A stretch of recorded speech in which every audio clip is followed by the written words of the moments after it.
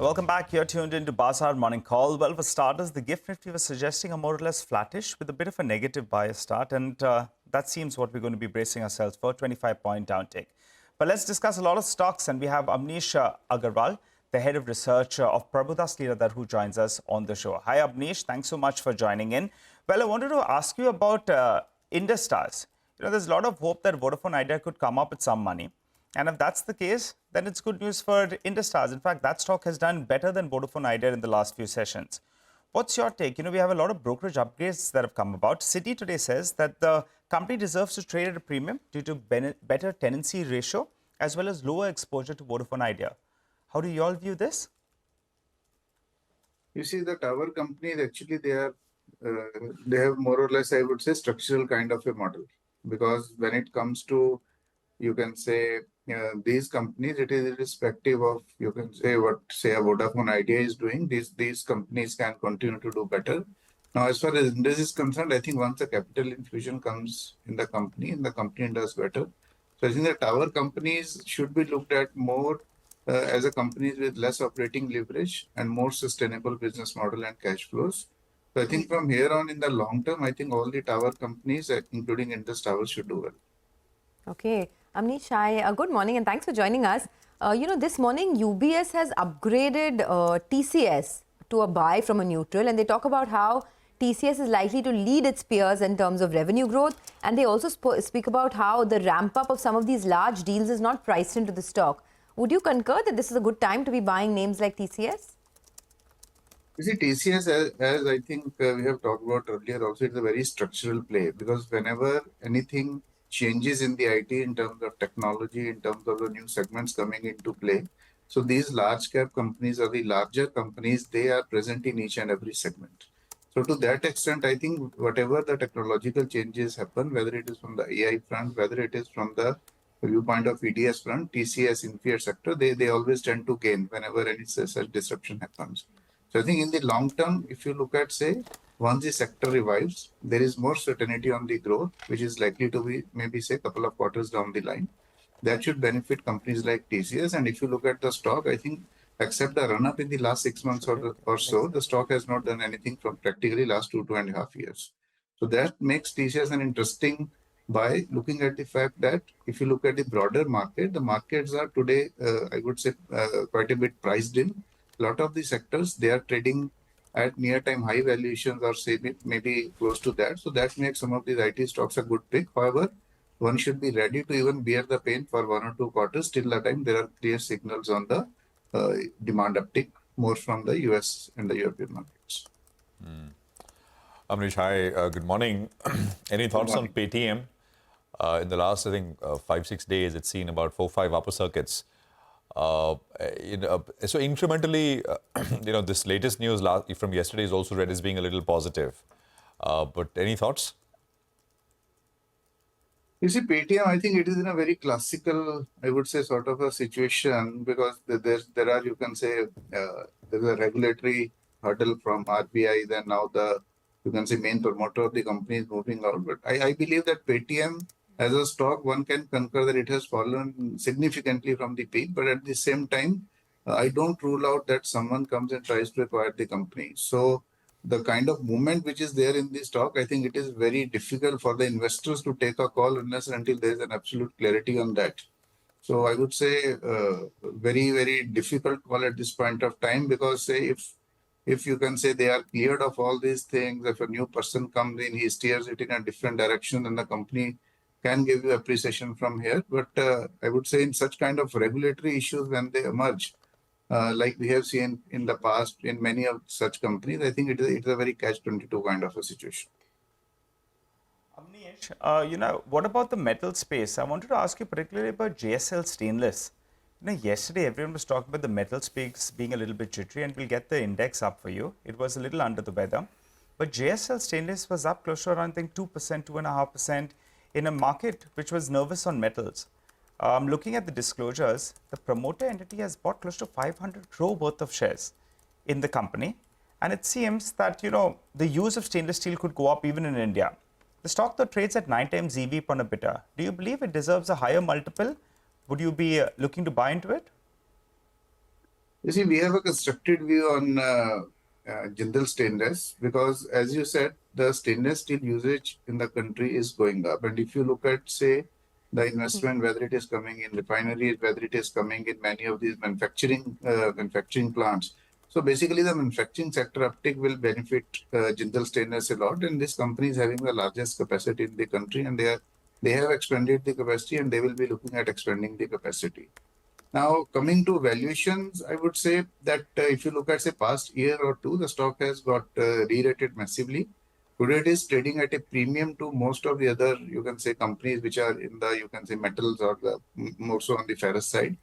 But I think there could be some intermittent corrections which can come in this stock. But if you look at, say, medium to long term, I think the trajectory of the stock looks good. Given the fact that it is trading at a premium, I don't rule out intermittent some correction in the stock. Okay, interesting. I wanted your thoughts on Dixon Technology as well. Jefferies has put out a report this morning where they've downgraded Dixon Tech and they've also downgraded Whirlpool to an underperform. Your thoughts on some of these plays? You see, Whirlpool, what has happened is that the parent company has reduced the stake from 75% to 51%, and they are going to use the stake maybe for some debt repayment or usage in their home country. Now, what happens classically is that Whirlpool in US is, I think, might be trading at less than, say, 15 times or so. 15 to 20, I think, is the maximum range in terms of P multiple, at least on a 1 year basis.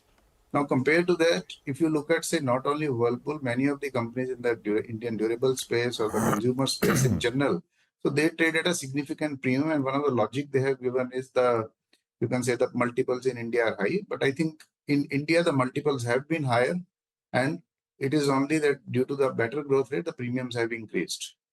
Now, I think if you look at the performance of Whirlpool, the Whirlpool has not done well over the past 2-3 years. But now the kind of restructuring which they are doing in terms of launches of the various model, in terms of, I would say, the distribution changes which they are making, I think that there is a possibility that in terms of the financial performance, the company might have bottomed out. And from here on, there is likely to be an uptick in the performance of the company. Amnish, any thoughts on Wockhardt? I mean, the stock was up 7.5% yesterday.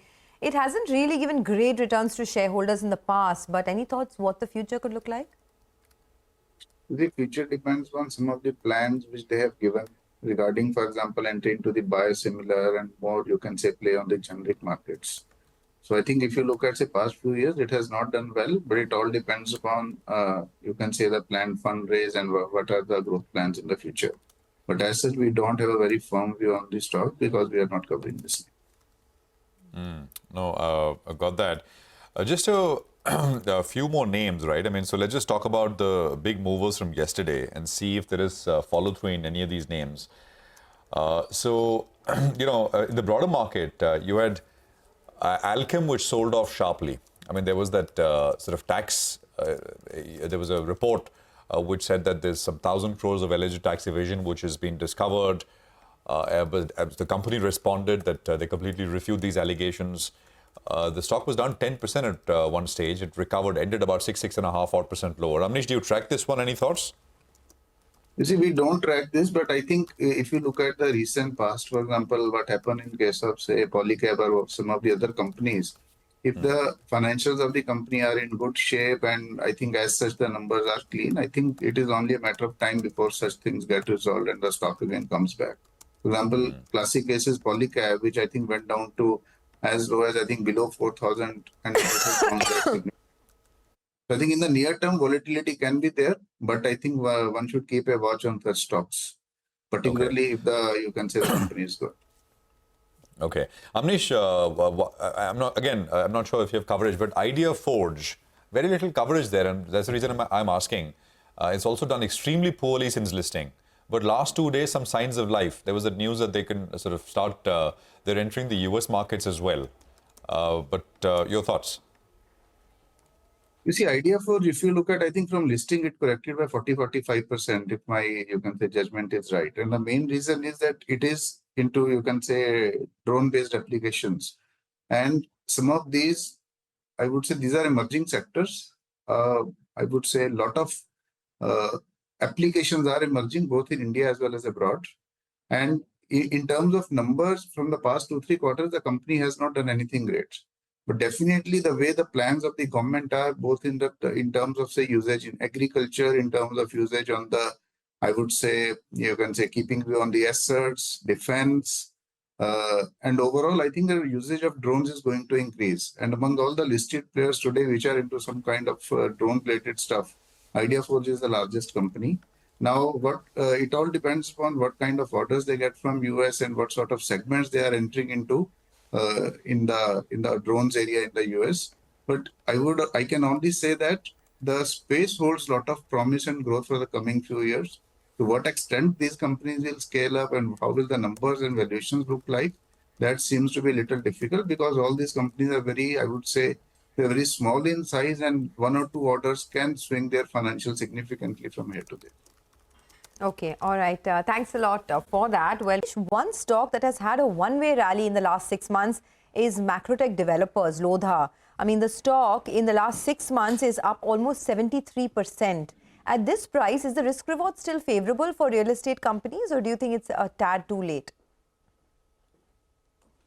If you look at last 6 months, it is not only Macrotech. I think all the real estate stocks, they have seen a big rally. And this is on account of, I think, one big factor which is changing is that, first of all, there's a significant increase in the growth rates in the luxury and the premium segment.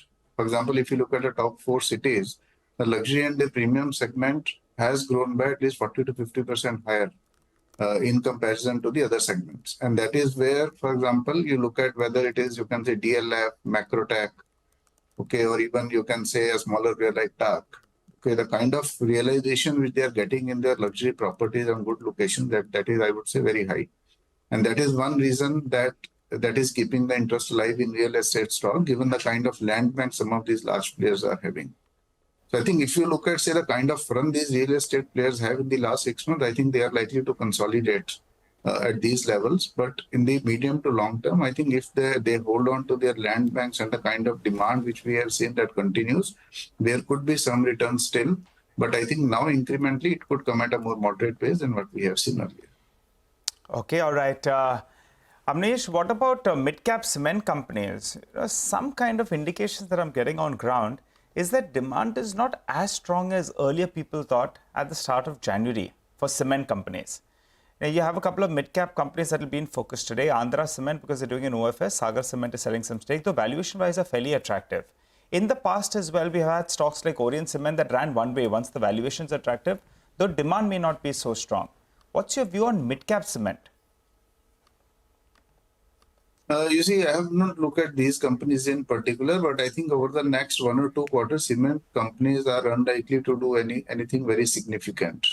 Because of, I think the primary factor is going to be that a significant part of the cement demand comes from the government projects.